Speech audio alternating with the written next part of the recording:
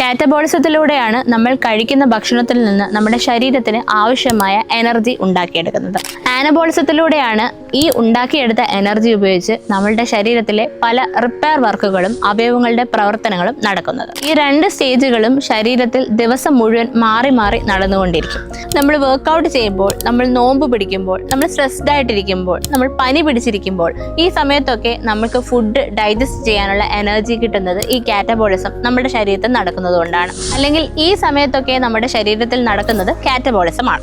കാറ്റബോളിസത്തിലൂടെ ലഭിച്ച ഈ എനർജി ഉപയോഗിച്ച് നമ്മുടെ ശരീരത്തിന്റെ repair works, muscle building, hormone production, enzyme production, immunity strengthening തുടങ്ങിയവയൊക്കെ നടക്കുന്നത് ആനബോളിസത്തിലൂടെയാണ്. ആവശ്യത്തിന് ഭക്ഷണം കഴിക്കാതെ പട്ടിണി കിടന്നുകൊണ്ട് എക്സസൈസ് ചെയ്ത് വണ്ണം കുറയ്ക്കാൻ നോക്കുമ്പോൾ എന്താണ് സംഭവിക്കുന്നതെന്ന് വെച്ചാൽ നമ്മുടെ മസിൽ ടിഷ്യൂസിൽ നിന്നൊക്കെ എനർജി വലിച്ചെടുത്ത് അത് ഡെയിലി ആവശ്യങ്ങൾക്കായി ശരീരം ഉപയോഗിക്കും. ഇതുവഴി നമ്മളുടെ ആരോഗ്യം പെട്ടെന്ന് നശിക്കുകയും നമ്മളുടെ ഇമ്മ്യൂണിറ്റി കുറയുകയും നമുക്ക് മറ്റ് അസുഖങ്ങൾ വരാനുള്ള സാധ്യത വളരെയധികം വർദ്ധിക്കുകയും ചെയ്യും.